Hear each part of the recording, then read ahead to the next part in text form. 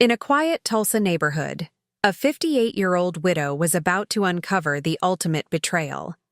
What started as checking on rental property took a devastating turn when she overheard her own children planning her funeral. Margaret Holloway wasn't your typical landlord. For 20 years, she had built a real estate empire, known for fierce independence and family loyalty. When she discovered her 4 children calculating funeral costs while she secretly battled cancer, she had no idea this moment would ignite a war between love and greed. What began as maternal heartbreak would become calculated revenge that changed everything forever. Before we jump back in, tell us where you're tuning in from, and if this story touches you, make sure you're subscribed, because tomorrow, I've saved something extra special for you. The fluorescent lights in Dr. Patricia Reeves's office hummed with the same persistent drone that had accompanied every piece of bad news Maggie Holloway had ever received. She sat in the leather chair across from the oncologist's desk, her hands folded in her lap with the same methodical precision she used when balancing her rental property books. Control. Even now, especially now, control mattered. Stage 3. Dr. Reeves was saying, her voice carrying the practiced gentleness of someone who delivered death sentences for a living.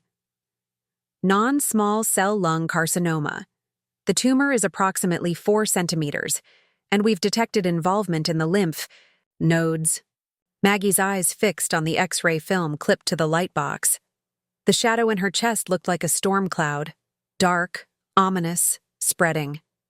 She'd built her life around reading the fine print, understanding contracts, knowing exactly what she was dealing with. This was just another document requiring her attention. "How long?" she asked, cutting through Dr. Reeves's careful explanation of treatment options and quality of life considerations. Dr. Reeves hesitated, her pen clicking against her clipboard. With aggressive treatment, patients in similar situations typically have 8 to 12 months. Without treatment. I understand. Maggie's voice carried the same tone she used when tenants tried to negotiate late rent payments. Firm. Final. No room for argument. "Mrs. Holloway, I know this is overwhelming. I'd like to schedule another appointment for next week. You should bring your family, your children. Having a support system during treatment is crucial." The suggestion hung in the air like cigarette smoke. Maggie almost laughed. Support system. 4 adult children who still called her when their cars broke down, when rent was due, when their own poor choices caught up with them. The same children who saw her as a solution to their problems rather than a person with her own. "That won't be necessary," Maggie said, already reaching for her purse. "I'll need time to process this." Dr. Reeves leaned forward, her expression shifting from professional to concerned. "Margaret, I've been treating cancer patients for 15 years. I've seen what happens when people try to handle this alone. The isolation, the fear, it makes everything harder. Doctor, I appreciate your concern, but I've been handling things alone for most of my adult life. This isn't any different." Maggie stood, her movements deliberate and steady. "I'll call your office about scheduling treatment." The parking garage of the Tulsa Cancer Center echoed with her footsteps as she walked to her 10-year-old Toyota Camry. Reliable, practical, paid for in cash, like everything else in her life. She sat behind the wheel for several minutes, listening to the distant hum of traffic on the interstate, before allowing herself a single moment of weakness. Her hands shook as she gripped the steering wheel, and she closed her eyes, feeling the weight of 8 to 12 months settling on her shoulders like Oklahoma summer heat. When she opened her eyes, the shaking had stopped. She had work to do. The drive through Tulsa took her past the familiar landmarks of her careful empire. First, the duplex on Cherry Street where Sarah and David lived, their Honda Civic parked next to David's aging pickup truck. Through the kitchen window, she could see Sarah moving around, probably preparing dinner after another exhausting shift at the hospital. Her daughter worked herself to the bone, and for what? To afford fertility treatments that might never work. to maintain a marriage strained by financial pressure and unfulfilled dreams. 3 blocks south, Danny's rental house squatted on a corner lot, the yard perpetually half-mowed, his girlfriend Trina's car taking up the driveway while his construction truck sat on the street. The porch light was already on, though it was barely 5 o'clock. Danny had never been one for maintaining appearances, but the property was sturdy enough, and his rent, when he remembered to pay it, helped cover the mortgage. Tommy's situation was the most pathetic of all. 29 years old and living in her basement like some oversized teenager, his Harley-Davidson the only thing he truly cared about. She could hear the motorcycle's engine rumbling from the driveway as she pulled past her own house. He was probably getting ready to ride to wherever his current girlfriend worked, burning through gas money that should have gone toward groceries. The converted garage studio where Becca lived sat behind the main house, paint supplies and canvases visible through the large windows she'd had installed. Her youngest daughter's artistic dreams were admirable, but student loan payments were not paid with dreams. The coffee shop where Becca worked part-time barely covered her expenses, and Maggie found herself supplementing her daughter's income more often than she admitted. 4 children, 4 rental properties, 4 monthly reminders that she'd failed to raise self-sufficient adults. But as she sat in her driveway, watching the lights come on in windows across her modest real estate empire, a different thought emerged. These properties weren't just her children's homes, they were her leverage. In the carefully maintained world of landlord-tenant law, she held all the cards. For the first time since leaving Dr. Reeves's office, Maggie felt something approaching satisfaction. She'd spent 35 years raising these children, sacrificing her own needs for theirs, building a financial safety net that kept them afloat when their own choices threatened to drown them. She'd been the responsible one, the reliable one, the one who fixed everything. But what happened when the fixer was broken? The question that had been forming in the back of her mind crystallized as she watched Tommy wheel his motorcycle out of the garage. Did they love her, or did they love what she provided? Would they grieve for Margaret Holloway the person, or mourn the loss of Margaret Holloway the solution to their problems? Her phone buzzed with a text from Sarah. "Mom, can you watch Emma and Jake this weekend? David and I need to drive to Oklahoma City for another consultation. I know it's short notice, but 8 to 12 months to find out what she meant to her children. 8 to 12 months to discover whether the woman who'd raised them had any value beyond the properties she owned and the checks she wrote." Maggie deleted the text without responding and walked into her house, her mind already working through possibilities. She had cancer, but she also had time. She had a terminal diagnosis, but she also had resources. Most importantly, she had questions that needed answers. The answering machine blinked with 3 messages, probably more requests for money, babysitting, or problem-solving.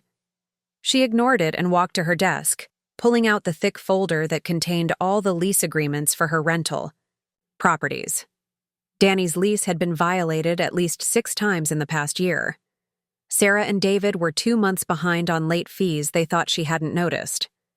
Tommy had been running an unauthorized motorcycle repair business out of her basement, and Becca had made structural modifications to the garage without permits. Any other landlord would have taken action months ago. But she wasn't just any landlord. She was their mother. The question was, were they just her tenants, or were they her children? The phone rang, startling her from her calculations. Danny's name appeared on the caller ID. "Hey, Mom." His voice carried that familiar charm that had gotten him out of trouble since he was 5 years old. "Listen, I know rent's due tomorrow, but I'm waiting on a big job to pay out. Can you give me until the 15th?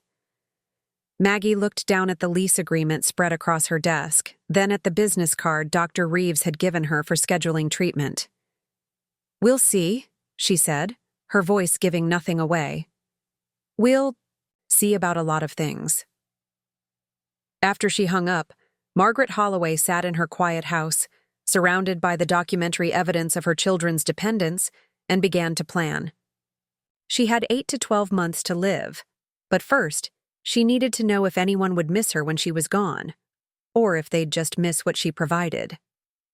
The shadows lengthened across her desk as the Oklahoma sun set, and for the first time, in years, Maggie felt like she was about to discover something important about the people she'd spent her entire adult life protecting.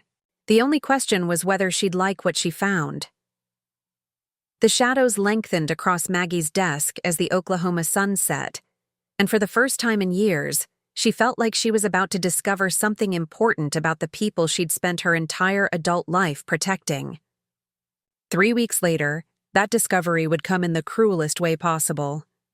The call came on a Tuesday morning while Maggie was reviewing her treatment schedule with Dr. Reeves's office.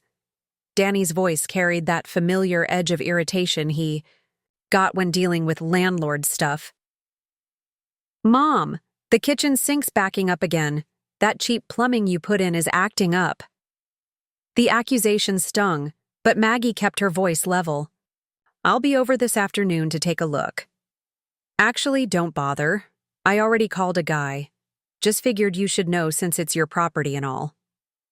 The dismissive tone was nothing new, but something in Danny's voice suggested he was distracted, eager to get off the phone.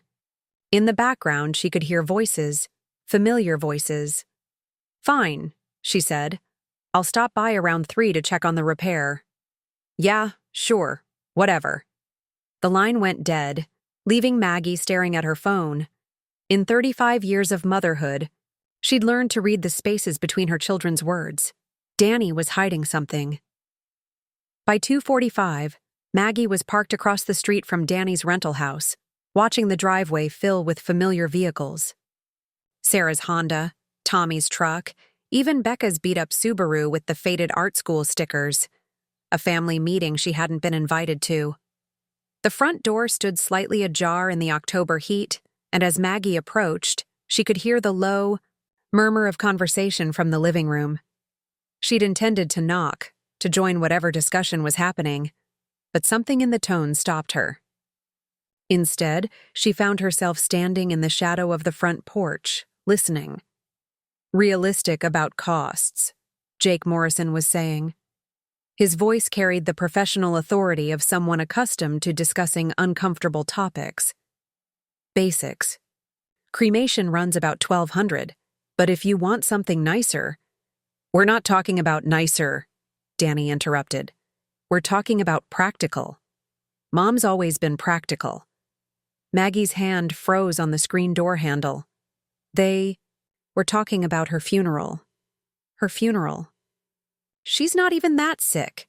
Becca's voice carried her familiar dramatic flair, but underneath was something else. Calculation.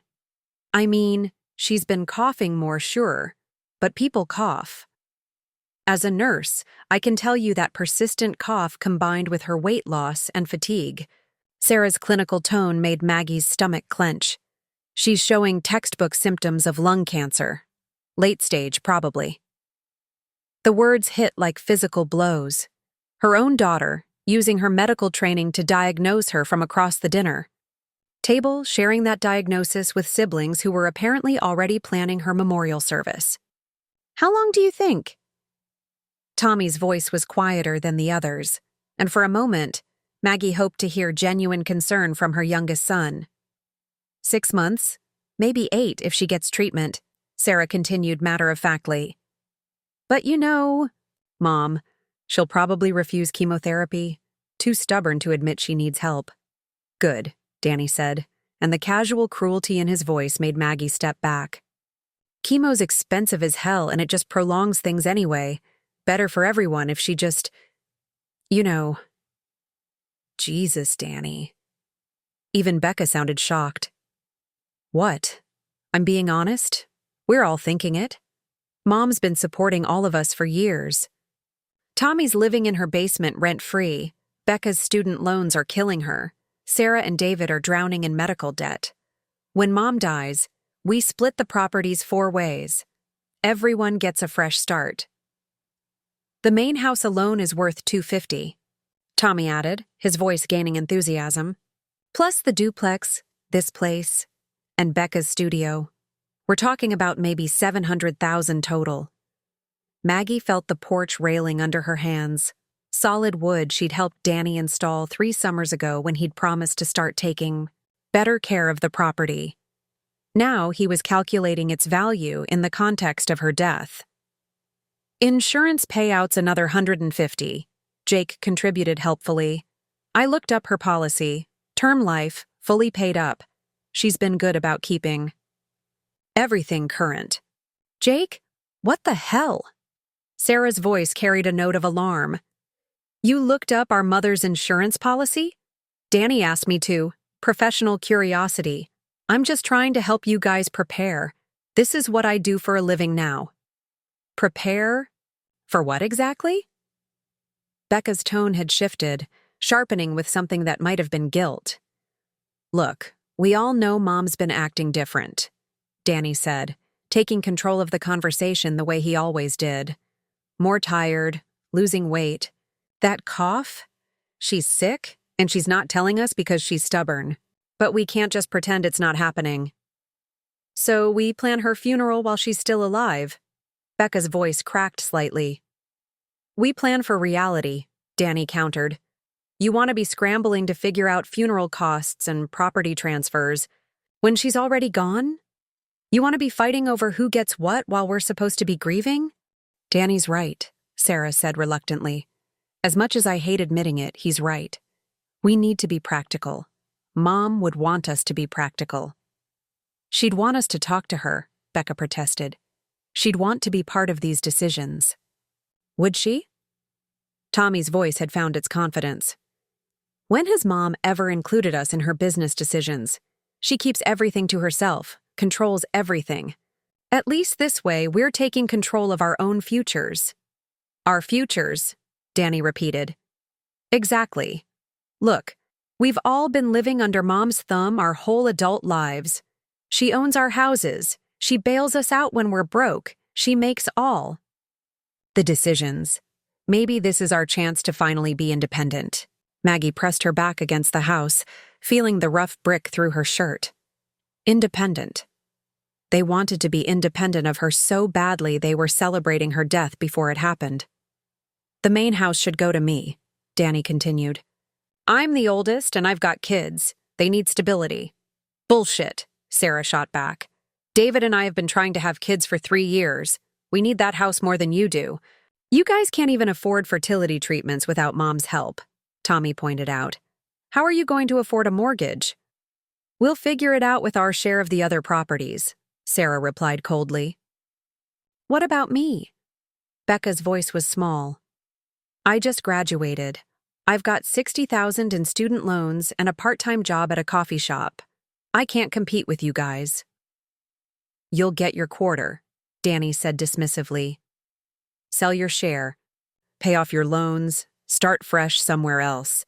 Maybe try being a real artist instead of playing around in Mom's garage. The casual cruelty in her children's voices was worse than any cancer diagnosis. Maggie listened as they carved up her life's work, divided her properties like spoils of war, and planned a funeral focused on logistics rather than loss. What about the burial itself? Jake asked, consulting what sounded like notes. Cremations. Cheaper, but some families prefer cremation, Danny said firmly. Cheapest option. We'll do a small service. Nothing fancy. Mom never liked being the center of attention anyway. She never liked being ignored either, Becca muttered. Look, we're not being cruel here, Sarah said, her nurse's voice trying to soothe. We're being realistic about a difficult situation. Mom's always taught us to face facts, plan ahead, be responsible. This is us being responsible. By planning her funeral while she's still breathing? Becca's voice was rising. By accepting reality instead of living in denial, Danny snapped. You want to pretend Mom's going to live forever? You want to keep borrowing money from her, living in her property, depending on her for everything? Grow up, Becca. This is what adults do. Adults talk to their dying mothers instead of talking around them, Becca shot back. And say what? Hey, Mom, we know you're dying. Can you hurry up so we can inherit your stuff? That's better?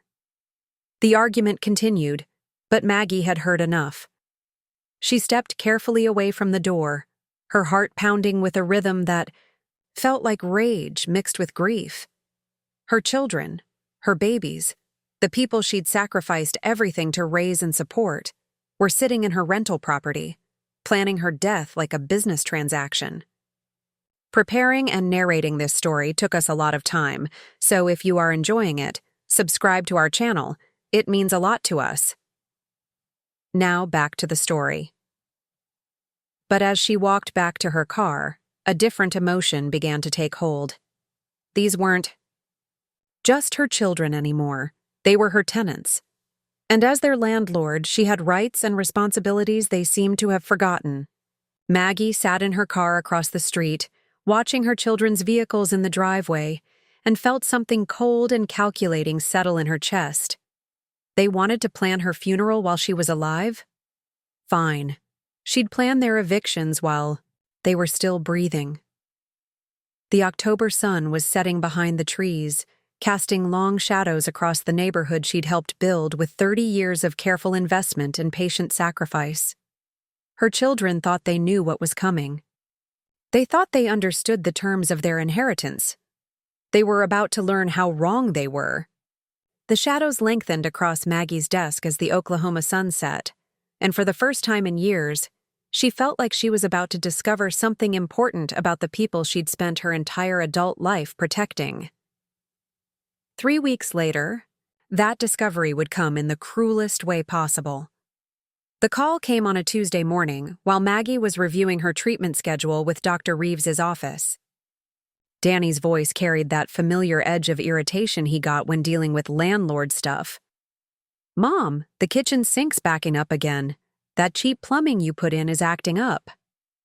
The accusation stung, but Maggie kept her voice level. "I'll be over this afternoon to take a look." "Actually, don't bother. I already called a guy. Just figured you should know since it's your property and all." The dismissive tone was nothing new, but something in Danny's voice suggested he was distracted, eager to get off the phone. In the background, she could hear voices, familiar voices. "Fine," she said. "I'll stop by around 3 to check on the repair." "Yeah, sure, whatever." The line went dead, leaving Maggie staring at her phone. In 35 years of motherhood, she'd learned to read the spaces between her children's words. Danny was hiding something. By 2:45, Maggie was parked across the street from Danny's rental house, watching the driveway fill with familiar vehicles. Sarah's Honda, Tommy's truck, even Becca's beat-up Subaru with the faded art school stickers. A family meeting she hadn't been invited to.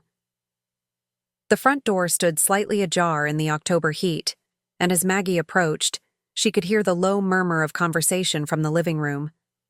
She'd intended to knock, to join whatever discussion was happening, but something in the tone stopped her. Instead, she found herself standing in the shadow of the front porch, listening. "Realistic about costs," Jake Morrison was saying. His voice carried the professional authority of someone accustomed to discussing uncomfortable topics. "Basic cremation runs about $1,200, but if you want something nicer—" "We're not talking about nicer," Danny interrupted. "We're talking about practical. Mom's always been practical." Maggie's hand froze on the screen door handle. They were talking about her funeral. Her funeral. "She's not even that sick." Becca's voice carried her familiar dramatic flair, but underneath was something else. Calculation. "I mean, she's been coughing more, sure, but people cough. As a nurse, I can tell you that persistent cough combined with her weight loss and fatigue." Sarah's clinical tone made Maggie's stomach clench. "She's showing textbook symptoms of lung cancer. Late stage, probably." The words hit like physical blows.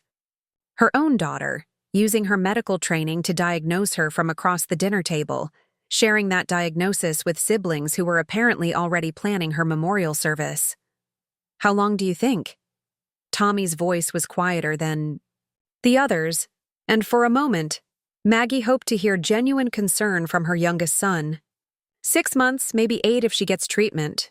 Sarah continued matter-of-factly. But you know Mom. She'll probably refuse chemotherapy, too stubborn to admit she needs help. Good, Danny said, and the casual cruelty in his voice made Maggie step back. Chemo's expensive as hell, and it just prolongs things anyway. Better for everyone if she just, you know. Jesus, Danny. Even Becca sounded shocked. What? I'm being honest. We're all thinking it. Mom's been supporting all of us for years. Tommy's living in her basement rent-free, Becca's student. Loans are killing her. Sarah and David are drowning in medical debt. When Mom dies, we split the properties 4 ways. Everyone gets a fresh start. The main house alone is worth $250, Tommy added, his voice gaining enthusiasm. Plus the duplex, this place, and Becca's studio. We're talking about maybe $700,000 total. Maggie felt the porch railing under her hands. Solid wood she'd helped Danny install 3 summers ago when he'd promised to start taking better care of the property. Now he was calculating its value in the context of her death. Insurance payouts another $150, Jake contributed helpfully. I looked up her policy. Term life, fully paid up. She's been good about keeping everything current. Jake, what the hell? Sarah's voice carried a note of alarm. You looked up our mother's insurance policy? Danny asked me to. Professional curiosity. I'm just trying to help you guys prepare. This is what I do for a living now. Prepare? For what exactly? Becca's tone had shifted, sharpening with something that might have been guilt. Look, we all know Mom's been acting different, Danny said, taking control of the conversation the way he always did. More tired, losing weight, that cough. She's sick, and she's not telling us because she's stubborn, but we can't just pretend it's not happening. So we plan her funeral while she's still alive? Becca's voice cracked slightly. We plan for reality, Danny countered. You want to be scrambling to figure out funeral costs and property transfers when she's already gone? You want to be fighting over who gets what while we're supposed to be grieving? Danny's right, Sarah said reluctantly. As much as I hate admitting it, he's right. We need to be practical. Mom would want us to be practical. She'd want us to talk to her, Becca protested. She'd want to be part of these decisions. Would she? Tommy's voice had found its confidence. When has Mom ever included us in her business decisions? She keeps everything to herself, controls everything. At least this way, we're taking control of our own futures. Our futures, Danny repeated. Exactly. Look, we've all been living under Mom's thumb our whole adult lives. She owns our houses, she bails us out when we're broke, she makes all the decisions. Maybe this is our chance to finally be independent. Maggie pressed her back against the house, feeling the rough brick through her shirt. Independent. They wanted to be independent of her so badly they were celebrating her death. Before it happened. The main house should go to me, Danny continued. I'm the oldest, and I've got kids. They need stability. Bullshit, Sarah shot back. David and I have been trying to have kids for 3 years. We need that house more than you do. You guys can't even afford fertility treatments without Mom's help, Tommy pointed out. How are you going to afford a mortgage? We'll figure it out with our share of the other properties, Sarah replied coldly. What about me? Becca's voice was small. I just graduated. I've got $60,000 in student loans and a part-time job at a coffee shop. I can't compete with you guys. You'll get your quarter, Danny said dismissively. Sell your share, pay off your loans, start fresh somewhere else. Maybe try being a real artist instead of playing around in Mom's garage. The casual cruelty in her children's voices was worse than any cancer diagnosis.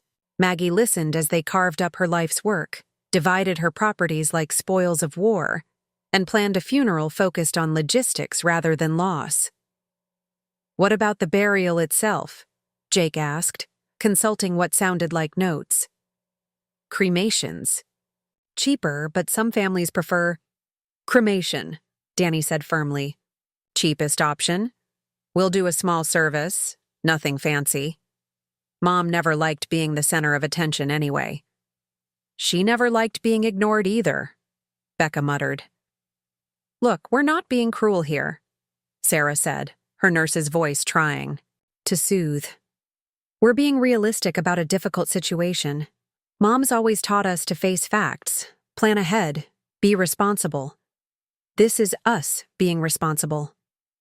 By planning her funeral while she's still breathing? Becca's voice was rising. By accepting reality instead of living in denial, Danny snapped. You want to pretend Mom's going to live forever? You want to keep borrowing money from her, living in her property, depending on her for everything? Grow up, Becca. This is what adults do. Adults talk to their dying mothers instead of talking around them, Becca shot back. And say what? Hey, Mom, we know you're dying.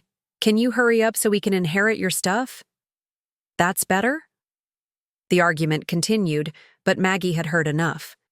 She stepped carefully away from the door, her heart pounding with a rhythm that felt like rage mixed with grief.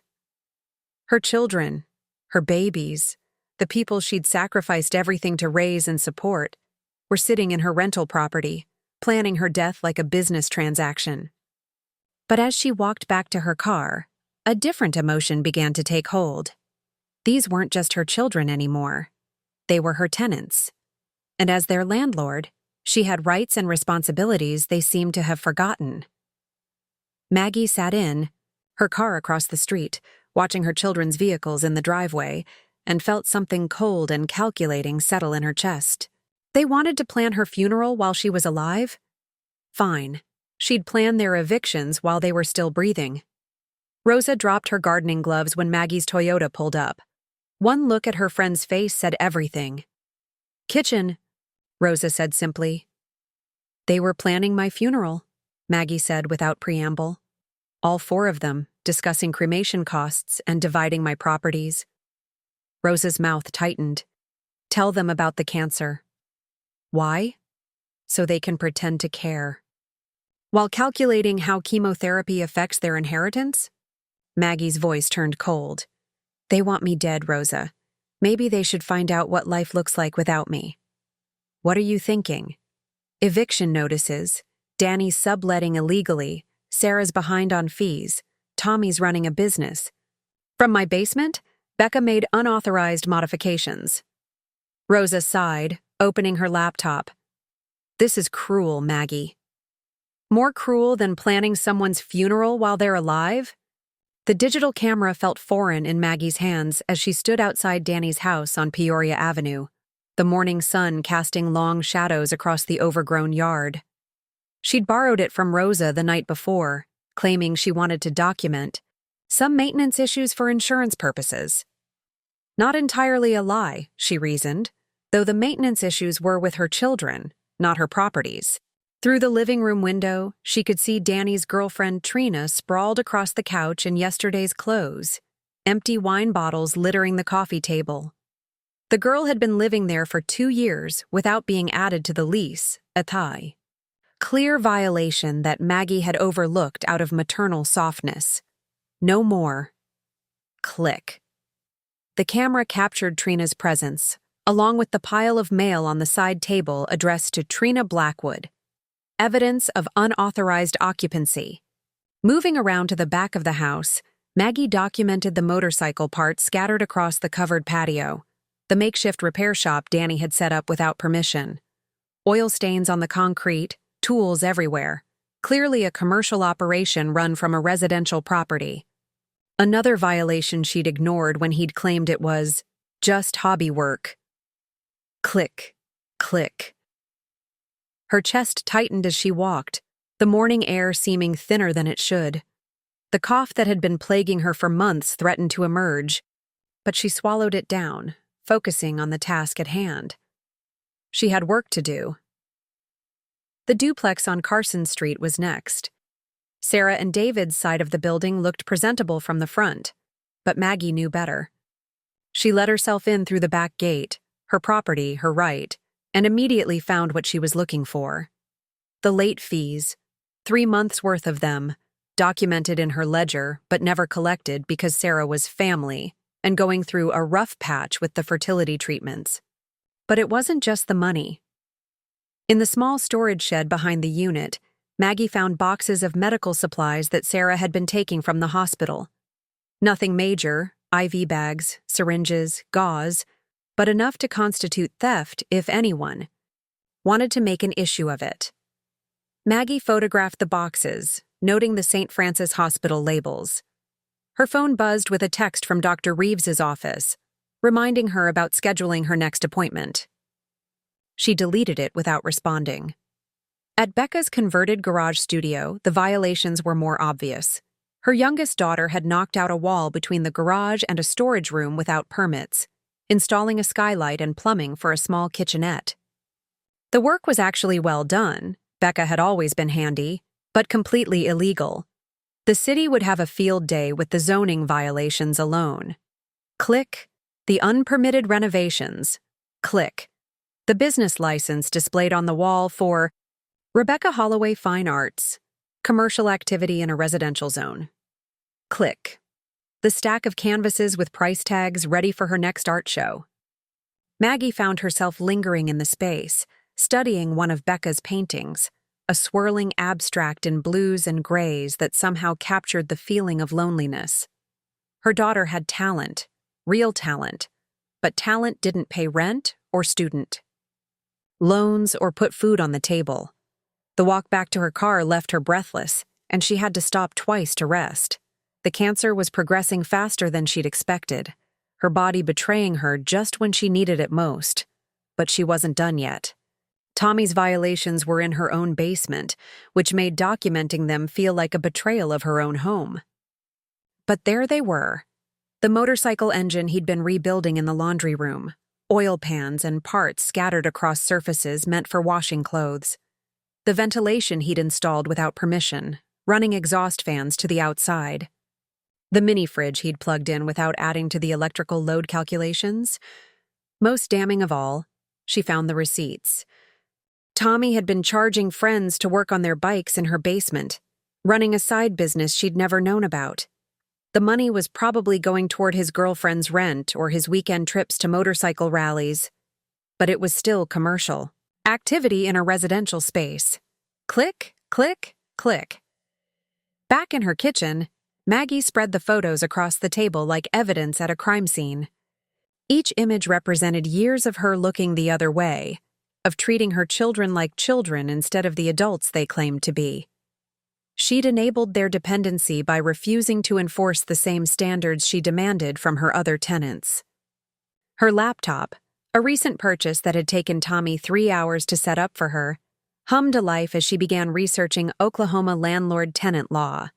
The legal websites were dense with terminology, but the basics were clear enough. 30. Days notice for lease violations. Documentation required. Proper service of notice. She pulled up the contact information for Mitchell & Associates, the law firm that handled her property management legal issues. Harold Mitchell had been Frank's friend before the gambling got bad, and he'd helped her navigate the complexities of becoming a landlord after Frank's death. He'd know exactly how to proceed. But first, she needed to understand what she was really doing. This wasn't just about collecting rent or enforcing lease terms. This was about teaching her children the value of what they'd taken for granted. The safety net she'd provided, the financial cushion that had let them make poor decisions without consequences. The irony wasn't lost on her. She was dying, and instead of spending her remaining time making peace with her children, she was building a case against them. But they'd made their choice when they'd gathered in Danny's living room to plan her funeral like a business transaction. Now she'd make hers. The camera sat on the table beside the photos, its memory card full of evidence. Tomorrow she'd visit Harold Mitchell's office and begin the legal process. Tonight she'd have dinner with her family, their monthly tradition, and watch them pretend to care about her health while secretly calculating her remaining value. But this time, she'd be watching them too. Maggie's dining room hadn't seen this much nervous energy since the reading of Frank's will 5 years ago. All four children had arrived within minutes of each other, unusual for a group that typically struggled to coordinate anything, and now sat around the mahogany table she'd inherited from her mother, their conversations stilted and overly cheerful. "Mom, you look great," Sarah said, though her nurse's eyes were doing a clinical assessment. "Have you been getting enough rest?" "I sleep fine." Maggie ladled pot roast onto plates, noting how Sarah's gaze lingered on her hands. Looking for tremors, probably. Signs of weakness. "Danny, how's work?" "Good, real good. Actually picking up more hours." He was lying. She'd driven past the construction site yesterday and his truck hadn't been there. "You know, steady income and all that." Becca pushed food around her plate, uncharacteristically quiet. Usually she dominated dinner conversation with stories about difficult customers at the coffee shop or her latest artistic inspiration. Tonight, she kept glancing at Tommy, some silent communication passing between them. "How are the fertility treatments going?" Maggie asked Sarah, watching her daughter's face tighten. "We're taking a break from them," David answered for his wife, his accent carrying the careful precision of someone choosing words deliberately. "Focusing on other priorities right now." Maggie knew what that meant. They couldn't afford the treatments anymore, but Sarah was too proud to admit it. The medical bills were mounting, and her daughter's insurance only covered so much. "That's probably wise," Maggie said mildly. "Sometimes timing is everything." The comment hung in the air, loaded with meaning none of them could quite decipher. Tommy shifted uncomfortably, his fork scraping against the plate. "Speaking of timing," Maggie continued, "I've been thinking about making some changes to my business arrangements."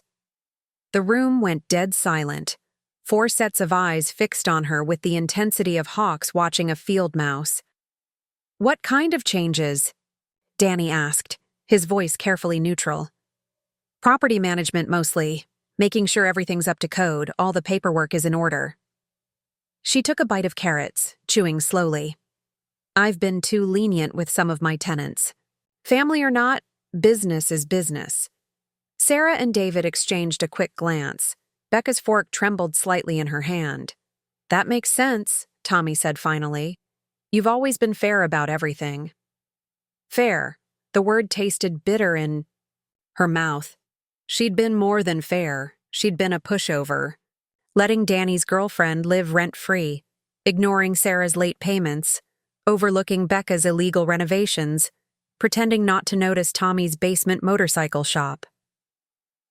"My lawyer says I need to be more professional about these things," Maggie continued. "Protect myself legally." "Lawyer?" Danny's voice cracked slightly. "Everything okay?" She studied his face, seeing the panic he was trying to hide. Of course he was scared. If she actually enforced his lease, he'd be homeless in 30 days. Where would he go? Where would any of them go? "Just updating some paperwork, estate planning, that sort of thing." Another careful truth. Harold Mitchell was helping her with both the eviction notices and her will revisions. "You know how it is when you get older. Have to think about the future." "Mom," Becca said softly, "are you feeling okay? You've seemed different lately." There it was, the question they'd all been dancing around. Maggie felt a cough building in her chest and swallowed it down, forcing her expression to remain neutral. "Different how?" "Tired, maybe? And you've lost weight."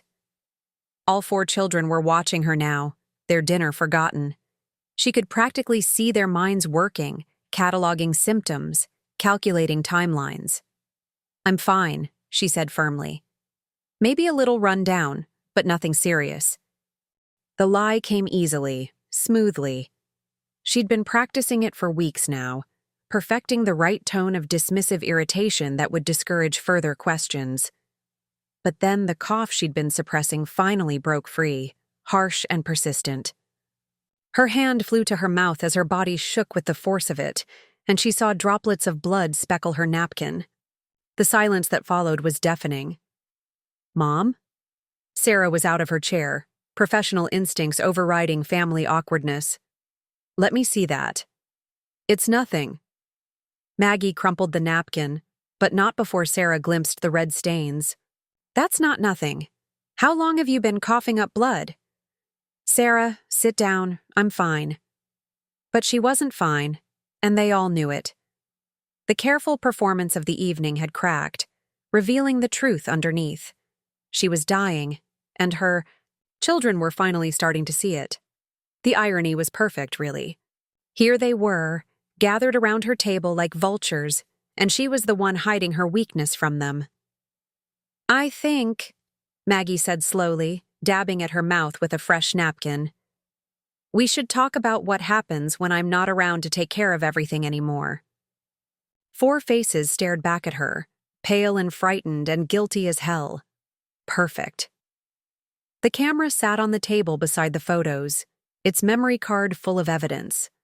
Tomorrow, she'd visit Harold Mitchell's office and begin the legal process.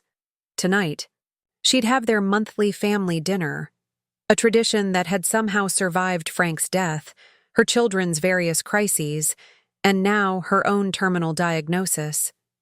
But this time, she'd be watching them too. This time, she'd know exactly what they were thinking when they looked at her across the dinner table. Danny was 40 feet up on the scaffolding when the process server found him. He'd been laying brick on the new office complex downtown, trying to keep his head down and his hands busy when Jerry from the ground crew called up to him. "Danny, some guy here wants to talk to you." The man in the cheap suit looked official and bored, the kind of person who delivered bad news for a living. He handed Danny a manila envelope without ceremony. "Daniel Holloway? You've been served." Danny's hands were still covered in mortar dust when he tore open the envelope, his co-workers gathering around with the morbid curiosity of men who'd all received their share of legal papers over the years.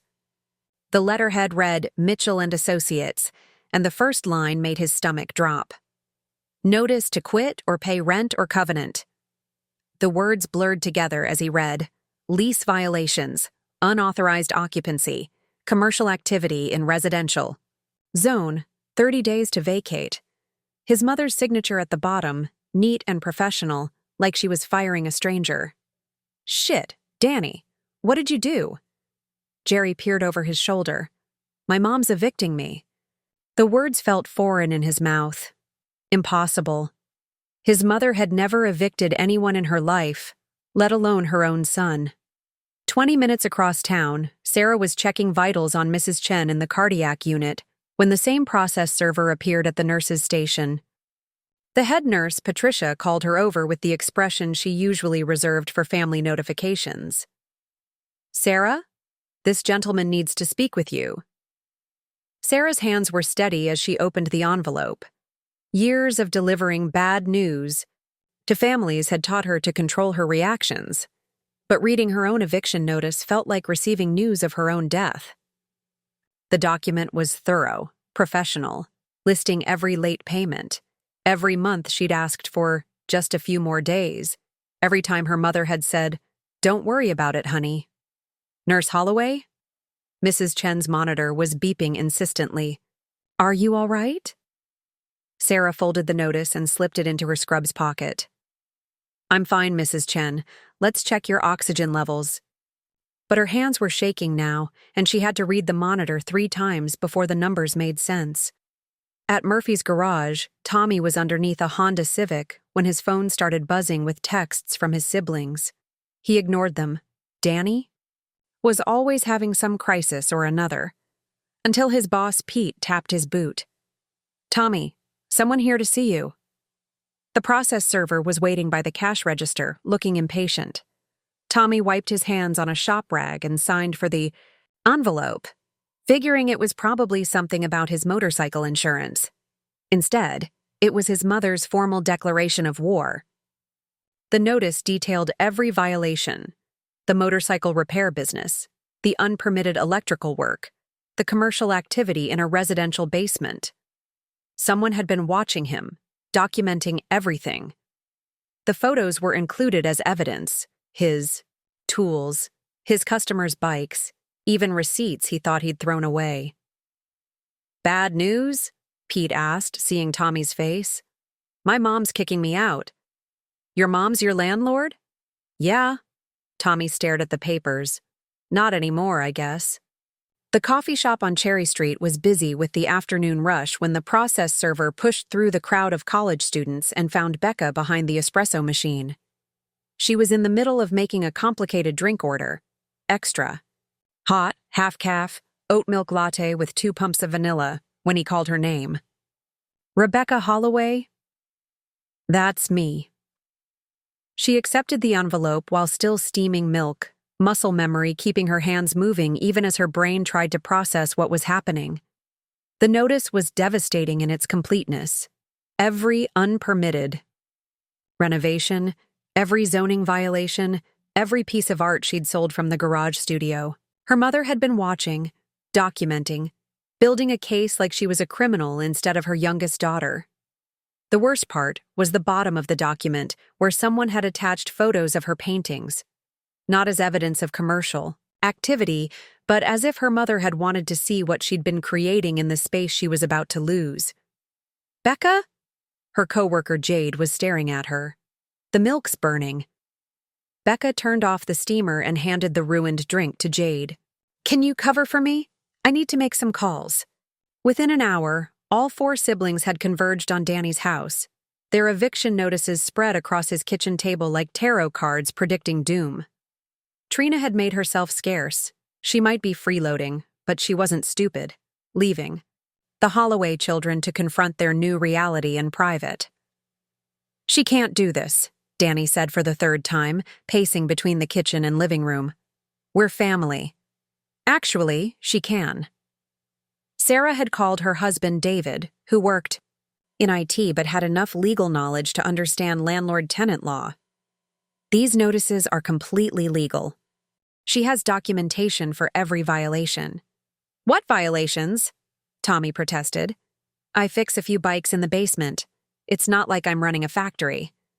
Commercial activity in a residential zone, Becca read from her notice. Unpermitted electrical modifications. Failure to report income from business operations. She looked up at her brothers. She's been watching us. How long do you think she knows? Sarah asked quietly. The question hung in the air like smoke. How long had their mother been building this case? How many times had she driven past their homes, documenting their violations, gathering evidence? How many family dinners had she sat through, knowing exactly what she planned to do? Since before last night, Danny said finally, the way she talked about business arrangements, about being more professional, she already had these drawn up. But why? Tommy's voice cracked like he was 16. Again, what did we do? Becca was studying her eviction notice more carefully now, noting the law firm's letterhead, the date the papers were drafted. Look at this. She filed these 3 days ago, right after our dinner last month. The one where we talked about... Sarah stopped herself. About what? Tommy looked between his sisters. Danny and Sarah exchanged glances. They'd agreed not to tell Tommy and Becca about the funeral planning discussion, not until they had more information about their mother's condition. Nothing, Danny said quickly. Just family stuff. But Becca was watching them with the perceptive eye of an artist who'd spent years studying human expressions. What aren't you telling us? Sarah's phone buzzed with a text from David. Any word from your mom? She's not answering her phone. None of them had been able to reach Maggie since the notices were served. Her landline went straight to voicemail. Her cell phone was turned off, and when Danny had driven by the house, her car wasn't in the driveway. She's avoiding us, Danny said. Probably at Rose's house, hiding until we figure out what to do. What can we do? Becca asked. We've got 30 days to fix violations that would take months to resolve, or come up with first and last month's rent for new places we can't afford. The silence that followed was answer enough. They were trapped, and they all knew it. Their mother held every card and she was playing them perfectly. We need to talk to her, Sarah said finally. Face to face, Figure out what she wants. What she wants, Danny said bitterly, is to teach us a lesson. Question is, what lesson are we supposed to learn? Outside, the October wind rattled the windows of the house that would no longer be Danny's home in 30 days. Somewhere across town, their mother was waiting for them to come to her, to beg, to finally understand the value of what they'd taken for granted. The game had begun, and Margaret Holloway held all the pieces. The front door of Maggie's house burst open without ceremony, 4 angry voices colliding in the entryway like thunder after lightning. She'd been expecting them, of course, sitting in Frank's old recliner with a cup of tea, watching the evening news as if this were any other Tuesday. "Mom!" Danny's voice carried the sharp edge of desperation. "We need to talk." Maggie didn't look away from the television. "I'm watching the news, you can wait." "No, we can't wait." Sarah pushed past her older brother, her nursing scrubs wrinkled from a double shift. "These eviction notices. What the hell is this about?" "Language, Sarah." Maggie finally turned to face her children, noting how they'd arranged themselves in the living room like a tribunal. Danny pacing near the fireplace, fists clenched. Sarah standing rigid by the coffee table. Tommy hovering in the doorway as if ready to flee. Becca perched on the edge of the couch, studying everyone with those sharp artist's eyes. "Don't deflect," Sarah shot back. "You served us with legal papers, at our jobs. Do you have any idea how humiliating, about as humiliating as having your children plan your funeral behind your back?" The words dropped into the room like stones into still water. The silence that followed was absolute. No sound except the television weather report predicting rain for the weekend. Danny's face went white. "What are you talking about?" 3 weeks ago, your house. Jake Morrison was there with his funeral home brochures, helping you calculate costs. Maggie's voice was conversational, almost pleasant. "You were particularly concerned about casket prices, if I remember correctly." Tommy's mouth fell open. "Mom, You weren't what? Planning my funeral? Discussing who gets the house? Calculating insurance payouts?" She stood slowly, setting her teacup down with deliberate care.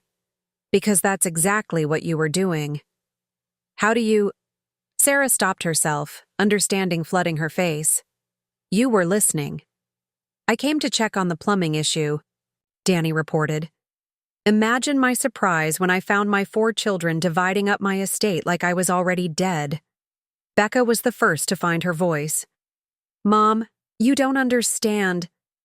"I understand perfectly. Your brother noticed I'd been losing weight, coughing more. Your medical training told you something was wrong."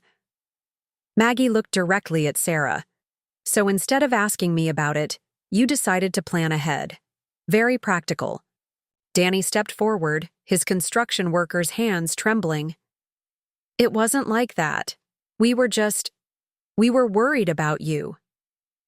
"Worried about me? Or worried about what would happen to your housing when I died?" "Both." The word exploded out of him. "Okay, both. You think I don't know I'm a fuck-up? You think I don't know I depend on you? But I love you too, Mom. We all do." Love. Maggie tasted the word like something bitter. "Is that what you call arguing over who gets my house while I'm still breathing?" Sarah's professional composure finally cracked. "You want to know the truth? Fine. Yes, we're scared. We're all broke, Mom. Every single one of us. I can't afford fertility treatments without your help. Tommy lives in your basement because he can't make rent anywhere else. Becca's drowning in student loans. And Danny," she gestured at her eldest brother, "Danny's one missed paycheck away from losing his kids. So you planned my funeral." "We planned for the worst-case scenario." Sarah's voice rose to match her mother's. "Because that's what adults do. They prepare for difficult situations. Adults also communicate with their families when they're facing terminal illness." The room went dead silent again. Terminal illness. The words hung between them like a diagnosis waiting to be confirmed. "What?" Becca whispered. Maggie looked at each of her children in turn, seeing the exact moment when her meaning sank in. Stage 3 lung cancer, 8 to 12 months with treatment, 6 without. Tommy's knees buckled, and he grabbed the doorframe for support. No, that's not. When did you find out?" 4 weeks ago. 4 weeks? Danny's voice cracked. You've known for 4 weeks and didn't tell us? Why would I tell you? So you could plan my funeral more efficiently? Sarah was shaking her head, her medical training warring with her emotions. Mom, lung cancer doesn't develop that quickly. You had to have symptoms for months. Why didn't you see a doctor sooner? I did see a doctor. I've been seeing doctors. Maggie felt the familiar tightness in her chest, the warning sign of another coughing fit. The diagnosis just confirmed what I already suspected. And you didn't think we had a right to know? Becca stood up, her artistic sensibilities offended by the deception. We're your children. You're my tenants who happen to share my DNA. The words came out harder than Maggie intended, but she didn't take them back. Tenants who violate their leases, don't pay rent on time, and gather to discuss their landlord's death like a business opportunity. That's not fair. Tommy finally found his voice. We love you. Love doesn't pay for unauthorized renovations or commercial activities in residential zones. Maggie pulled out her phone, scrolling through the photos she'd taken. Love doesn't. Explain why my basement has become an unlicensed motorcycle repair shop. Tommy's face flushed red. You've been spying on us? I've been documenting lease violations. There's a difference. Is there? Becca stood up, her voice shaking with anger and hurt. Because it feels like you've been building a case against your own children instead of trusting us with the truth about your health. The coughing fit hit without warning, doubling Maggie over with its violence. Blood speckled her hand as she tried to muffle the sound, and suddenly Sarah was beside her, professional instincts overriding family drama. Mom, sit down. Danny, get her some water. Becca, find her inhaler. It's probably in the kitchen. I don't need... Another cough cut off Maggie's protest. Yes, you do. Sarah guided her back to the recliner, her voice gentle but firm. When was your last treatment? Are you taking your medications? I haven't started treatment. 4 voices spoke at once. What? Why not?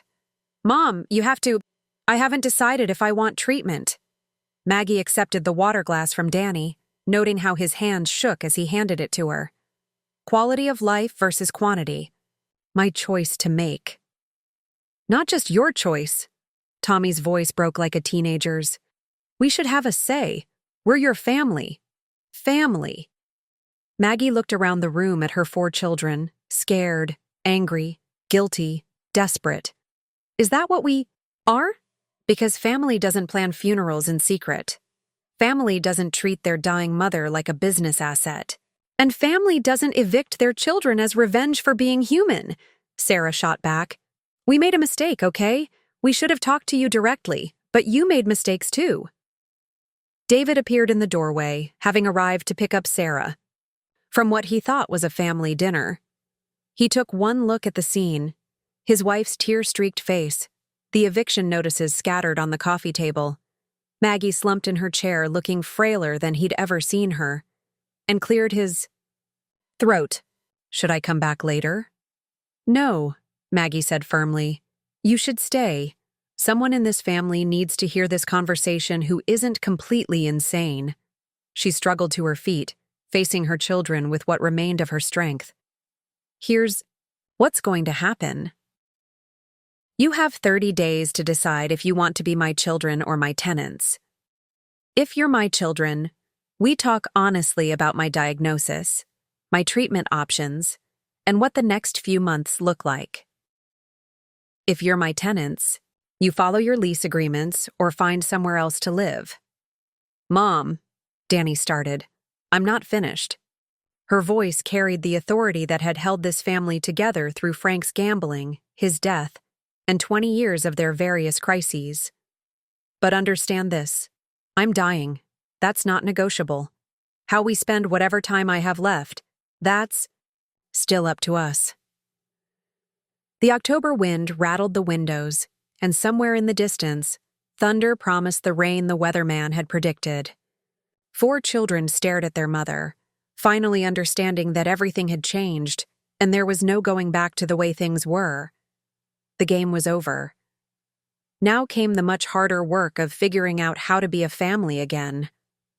Dr. Patricia Reeves had seen plenty of family meetings in her 15 years as an oncologist, but the Holloway clan gathered in her office 3 days later looked like survivors of a natural disaster. Maggie sat in the center chair, flanked by her 4 children who maintained careful distances from each other, their body language still crackling with unresolved tension. "I'm glad you decided to include your family in this conversation, Margaret," Dr. Reeves said, settling behind her desk with Maggie's file. "Terminal diagnoses affect everyone, not just the patient." Sarah leaned forward, her nursing background making her the unofficial family spokesperson for medical discussions. "Can you walk us through the prognosis again? Mom's been selective about sharing details." "Stage 3 non-small cell lung cancer," Dr. Reeves began, her voice professionally gentle. "The tumor is approximately 4 centimeters with some spread to nearby lymph nodes. Without treatment, we're looking at 6 months, possibly less. With aggressive treatment, chemotherapy, possibly radiation, we could extend that to 8 to 12 months, potentially longer." Tommy's voice was barely above a whisper. "What does treatment look like?" "Difficult," Dr. Reeves said honestly. "Chemotherapy every 3 weeks, likely 8 cycles. Nausea, fatigue, hair loss, increased susceptibility to infection.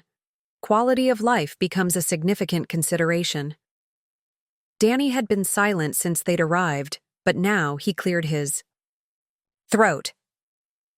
"What are the chances treatment actually works? Like, really works?" Dr. Reeves glanced at Maggie, who nodded permission to continue. "With stage 3 lung cancer, we're talking about management rather than cure. Treatment might give your mother more time, but it won't eliminate the cancer." The weight of that statement settled over the room like fog. Becca was crying quietly, tissues clutched in her paint-stained hands. David sat behind Sarah, his presence offering silent support. "I want to start treatment," Maggie said suddenly. "I've decided." 4 heads turned toward her in surprise. "When?" Sarah asked. "Next week.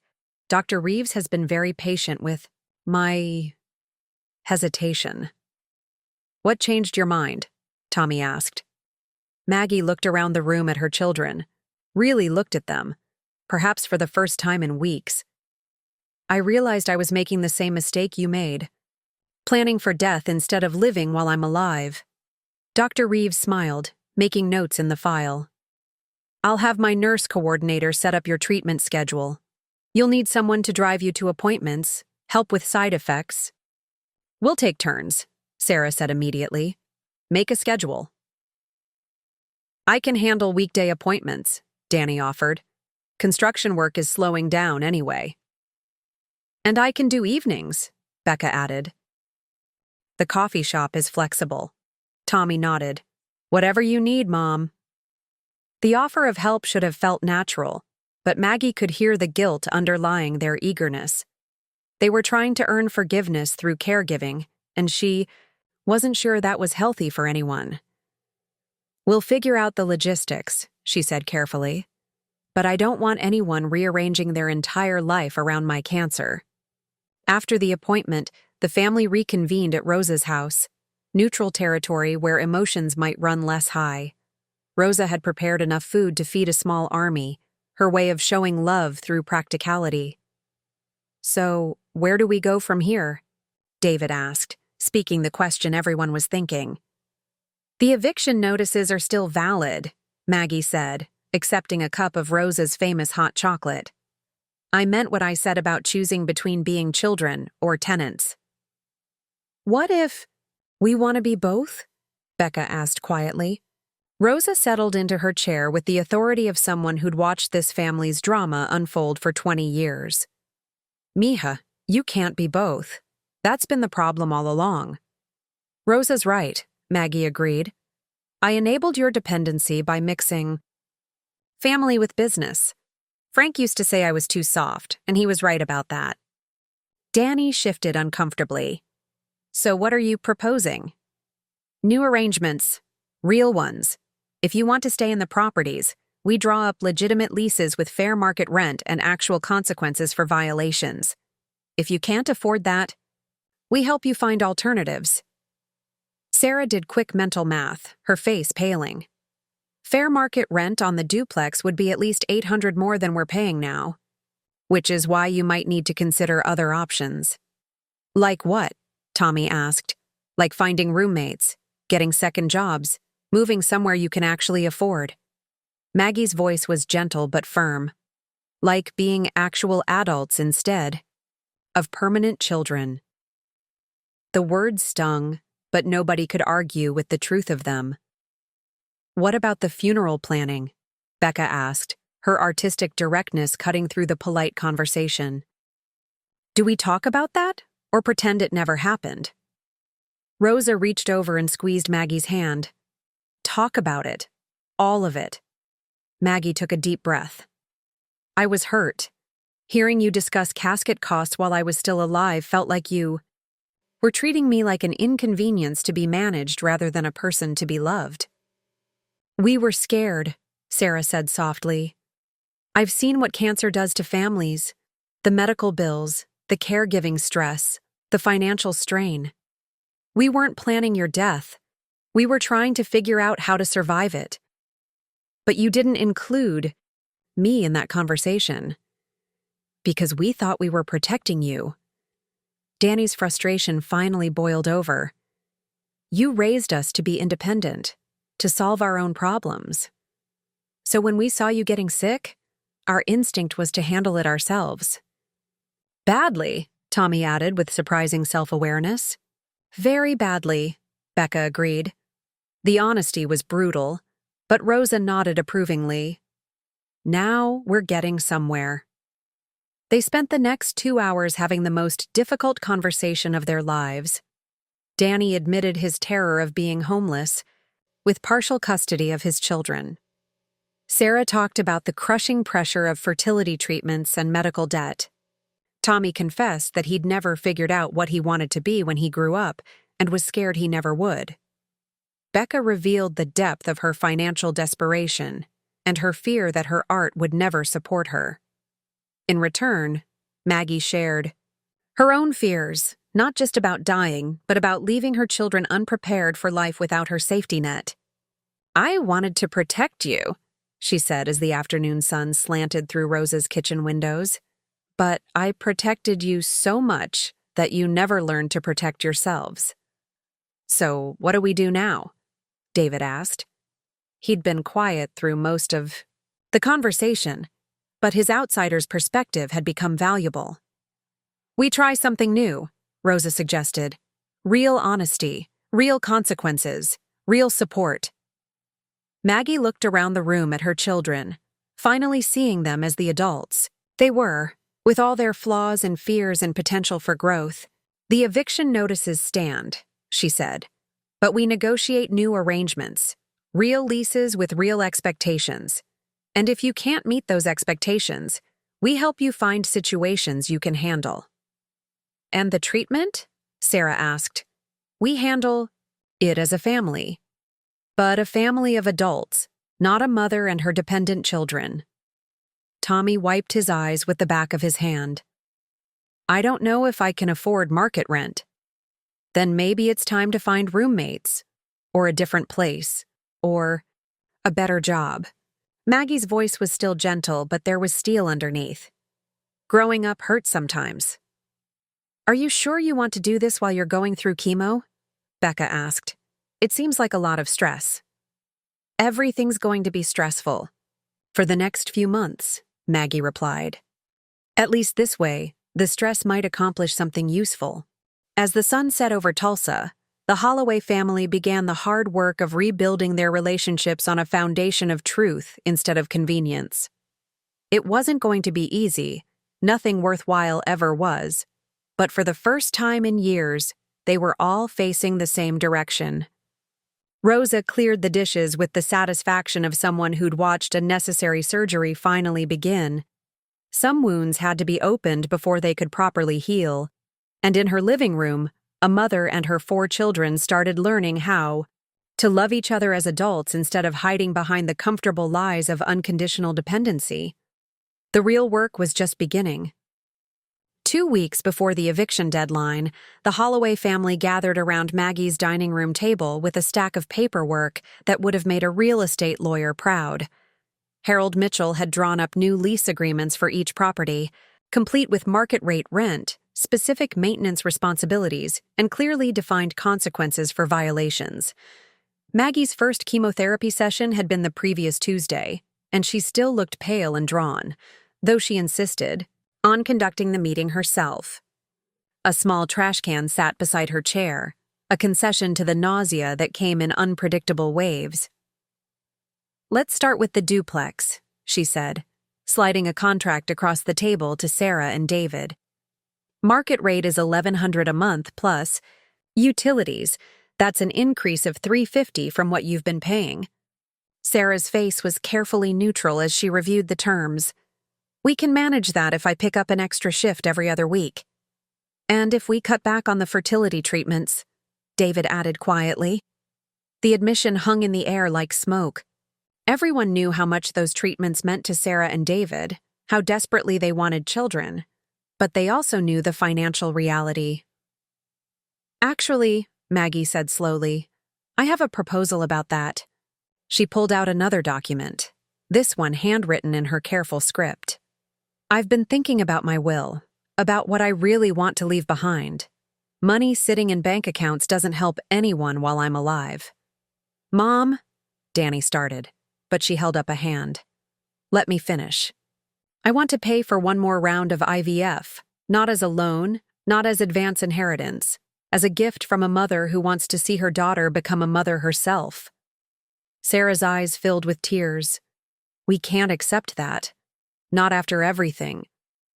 "Yes, you can. Because this isn't about forgiveness or guilt. It's about time." Maggie's voice was firm despite her physical weakness. "I might not live to see grandchildren, but I can help create the possibility." David reached over and took his wife's hand. "Are you sure?" "I'm sure about very little these days," Maggie admitted. "But I'm sure about this."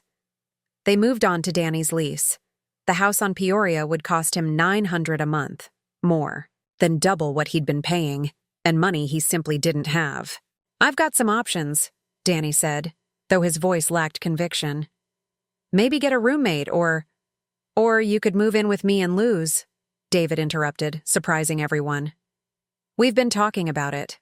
I know the duplex has 3 bedrooms. If you're willing to help with groceries and utilities, split the rent 3 ways instead of 2. Danny stared at his brother-in-law. "You'd do that?" "Sarah and I need help with the rent increase anyway, and honestly, having family around while Mom goes through treatment, it makes sense." Maggie watched the interaction with interest. David's family had always been close-knit, and his perspective was slowly influencing how the Holloways approached their own relationships. "What about Trina?" Sarah asked. "Trina and I are taking a break," Danny said. "Has been coming for a while. She's not ready for all this." He gestured vaguely at the family chaos. "Probably for the best," Becca murmured, earning a sharp look from her eldest brother. Tommy's situation was more complicated. The basement apartment would cost him $600 a month, affordable on his mechanic's salary, but only if he gave up his side business and stopped treating Maggie's basement like his personal motorcycle shop. "I've been thinking," Tommy said hesitantly. "Maybe it's time I got my own place anyway. I'm almost 30, living in my mom's basement. That's not exactly impressive." "Where would you go?" Maggie asked. There's an apartment above Murphy's. Garage. Pete's been trying to rent it for months. It's small, but it's got a work bay I could use legally. Pay Pete rent, run my bike business legitimately. Maggie felt an unexpected surge of pride. Tommy had been researching options, making plans, actually acting like an adult. What about helping with Mom's treatments? Becca asked. I'd still be 10 minutes away. And Pete's flexible with scheduling. Becca's situation was the most challenging. The converted garage studio would cost $800 a month, more than she made at the coffee shop even with her art sales. I can't afford it, she said bluntly. Even with a roommate, it's too much. So, what's your plan? Maggie asked gently. Becca took a deep breath. I found a shared artist studio downtown. 4 artists splitting rent on a warehouse space. It's not living space, but there's a couch and a shower. I could make it work for a few months while I build up my client base. Absolutely not, Sarah said immediately. You're not living in a warehouse. I'm 27 years old. I can live wherever I want. Not while Mom's going through chemo and needs family support, Danny added, surprising everyone with his vehemence. Rosa, who'd been quietly observing from the kitchen doorway, spoke up. What if she stayed with me? Everyone turned to look at the older woman. I've got the spare room since Miguel moved out for college, Rosa continued.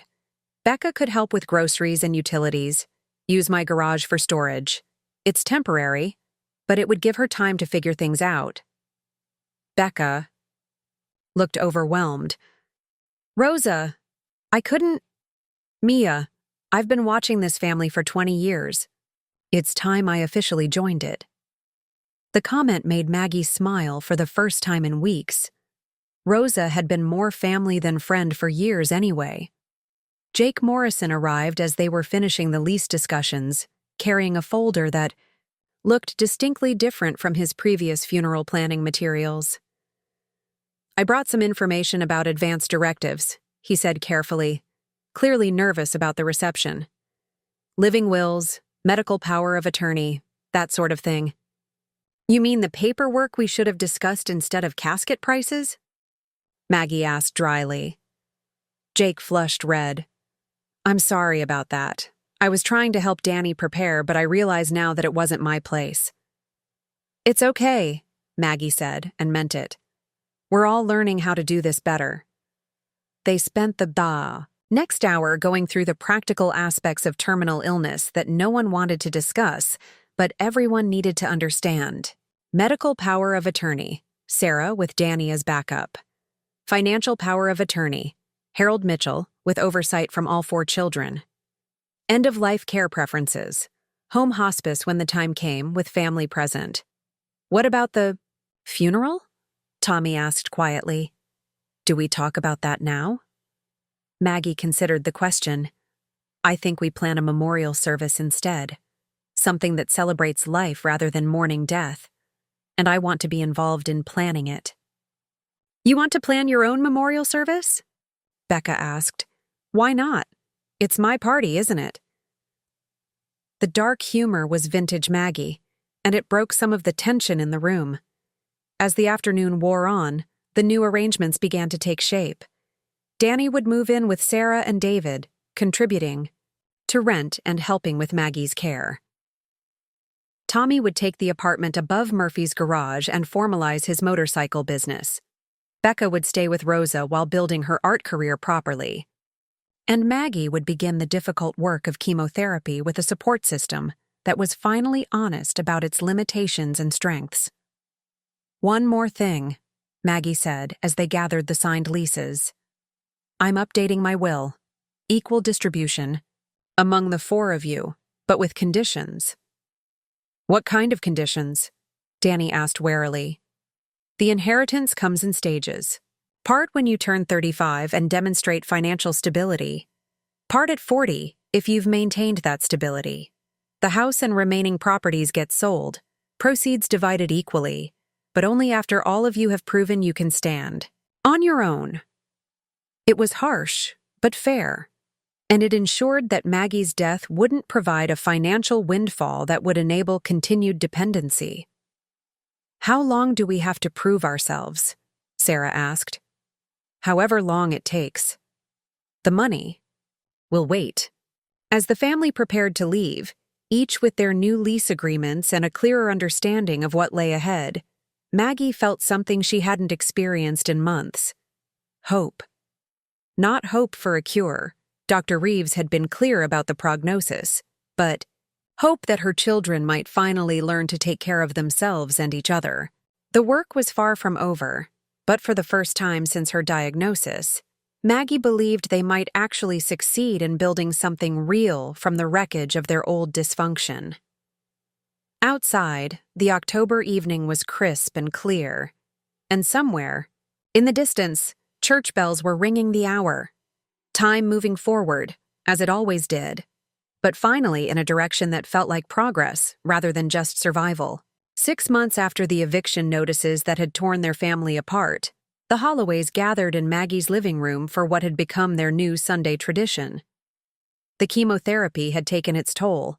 Maggie's hair was gone, replaced by a colorful headscarf that Becca had painted with sunflowers, and her frame had grown thinner despite Rosa's determined efforts to keep her fed. But her eyes still held that sharp intelligence that had built a real estate empire from Frank's ashes. "So," Maggie said, settling into her recliner with the oxygen tank that had become a permanent fixture. "Tell me about this memorial service idea." Sarah looked up from her laptop where she'd been taking notes. At 5 months pregnant, the IVF had worked on the first try. She'd become the family's unofficial coordinator, her nursing background making her invaluable as Maggie's condition progressed. "We've rented the community center at Riverside Park," Sarah said.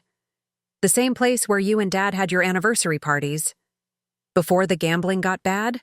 Maggie added with the dark humor that had never left her. "Before the gambling got bad," Sarah agreed.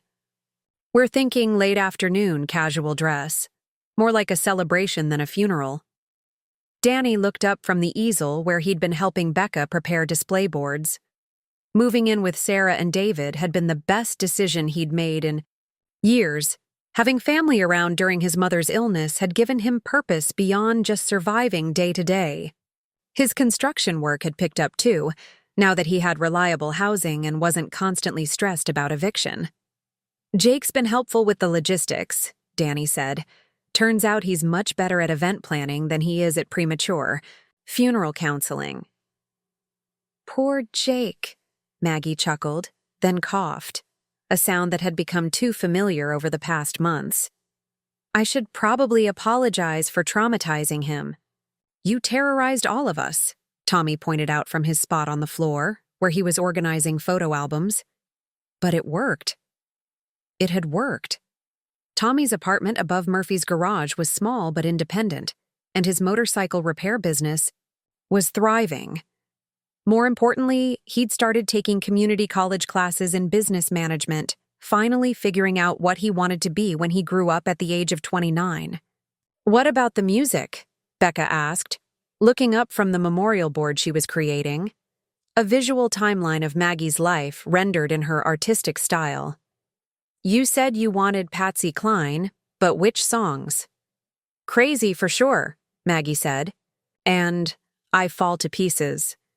Your father loved those songs before the bourbon took over his brain." David emerged from the kitchen carrying a tray of Rosa's homemade tamales. His quiet presence had become the steadying force the family had never known they needed. His own family, 3 generations of Mexican Americans who gathered every Sunday for dinner, had shown the Holloways what healthy family dynamics looked like. "My abuela wants to know if she can bring flan," David said. "She's convinced you need more dessert." "Your grandmother is a saint," Maggie replied. "Tell her yes, and that I want the recipe before—" She stopped herself. They'd gotten better at talking about her death, but the casual references still caught them off guard sometimes. "Before what?" Becca pressed gently. "Before I die," Maggie finished matter-of-factly. We can say the words, you know. I'm dying. Probably within the next few weeks, according to Dr. Reeves. The room went quiet except for the soft hiss of the oxygen concentrator. They'd known this day was coming. The cancer had progressed faster than anyone had hoped, despite the chemotherapy, but hearing it stated so clearly still felt like a blow. Are you scared? Sarah asked softly. Maggie considered the question. Seriously. Not of dying exactly. I'm scared of pain, of being a burden, of leaving things undone, but not of death itself. What things are undone? Tommy asked. Well, I never did get to see you graduate from college, Maggie said, pointing at him, or see Sarah's baby, or watch Becca's first real art show, or see Danny figure out what makes him happy instead of what pays the bills. My art show is next month, Becca said quietly. The gallery downtown. I know you probably can't. I'll be there, Maggie interrupted firmly. Even if they have to wheel me in on a gurney. And I've got an interview next week for the supervisor position at the shop, Danny added. Better pay, better hours, steady. Tommy's college acceptance letter came yesterday, Sarah announced, grinning at her youngest brother. Full acceptance. To the business program at TCC. Tommy flushed red but smiled. I was going to tell you myself. So maybe not so many things undone after all, Maggie said, but her voice was warm with pride. Rosa appeared in the doorway, as she had every Sunday for the past 6 months, carrying enough food to feed twice as many people. She'd become the unofficial 7th member of the family, her presence both practical and emotional support that none of them could have managed without. How are we doing in here? Rosa asked, though her experienced eye was already assessing Maggie's condition. The weight loss was more pronounced this week, the breathing more labored. We're planning my party, Maggie said. Want to help? They spent the afternoon working on memorial preparations with a strange mixture of sadness and celebration. It felt surreal to plan a funeral for someone who was sitting right there, offering opinions about flower arrangements and arguing about which photos to display. But it also felt right, honest in a way their family had never managed before. As the sun began to set, painting Maggie's living room in shades of gold and amber, Dr. Reeves arrived for what had become weekly house calls. The transition to home hospice care had been difficult but necessary, and having medical support come to them meant Maggie could stay in her own house, surrounded by her own things. How are we feeling today? Dr. Reeves asked, settling into the chair they designated as hers. Like I'm dying, Maggie replied with characteristic bluntness, but also like I'm finally living. Dr. Reeves smiled, understanding exactly what she meant. Pain levels? Manageable with the medication, and I've got my team. She gestured around the room at her children, who'd arranged themselves in a protective circle without really realizing it. After Dr. Reeves left with instructions for the coming week and adjustments to pain management, the family settled in for their evening ritual. Old photo albums, stories about Frank before the gambling took hold, memories of better times mixed with honest acknowledgement of harder ones. I need to say something, Maggie announced as they were looking through pictures from Sarah's nursing school graduation. I was wrong about some things. 4 faces turned toward her expectantly. I was so focused on making you independent that I forgot to teach you how to be interdependent, how to rely on each other in healthy ways instead of just relying on me. Mom, Danny started. Let me finish. You kids planning my funeral behind my back, that hurt. But it also made me realize that you were trying to take care of each other the only way you knew how. Badly, but with good intentions. She looked around the room at her children, Sarah pregnant and glowing despite the circumstances, Danny more stable and confident than she'd seen him in years, Tommy finally moving toward a real future, Becca's art career taking off just as she'd always dreamed. I'm proud of who you've become these past months. Not because you're perfect, but because you're finally real with each other. We learned from the best, Becca said softly. No, you learned in spite of me. I enabled your dependence for years because it made me feel needed. But you didn't need a landlord mother. You needed a mother who trusted you to grow up. David spoke up from his corner, his quiet voice carrying unexpected weight. In my family, we say that love isn't keeping someone safe from all problems. Love is teaching them how to solve problems themselves. Smart family, Maggie said. Glad you married into ours. As the evening wound down and her children prepared to leave, Tommy to his apartment, Becca to Rosa's house, Danny to the duplex with Sarah and David, Maggie felt something she hadn't expected to feel at the end of her life. Satisfaction. Not satisfaction with dying. She would have preferred decades more with her family. But satisfaction with how they were living while she was dying. The memorial service would happen, probably sooner than any of them wanted. But it would be a celebration of a life well lived, and a family finally learned how to love each other honestly. And that, Maggie thought as she settled back in her recliner with Rosa straightening pillows around her, was a legacy worth leaving. Outside her window, the October moon was rising over Tulsa, bright and clear in the autumn sky. Beautiful, she thought, just as she had that first night after her diagnosis. Strange how beautiful things seemed when you knew how to see them properly. But that had been the gift of this whole terrible, wonderful year. Learning to see clearly. Learning to love without conditions or expectations or safety nets. Learning to live while dying and to die while truly living. The game was over. The living had begun. And Margaret Holloway was finally, truly ready for whatever came next. Up next, you've got 2 more standout stories right on your screen. If this one hit the mark, you won't want to pass these up. Just click and check them out. And don't forget to subscribe and turn on the notification bell so you don't miss any upload from us.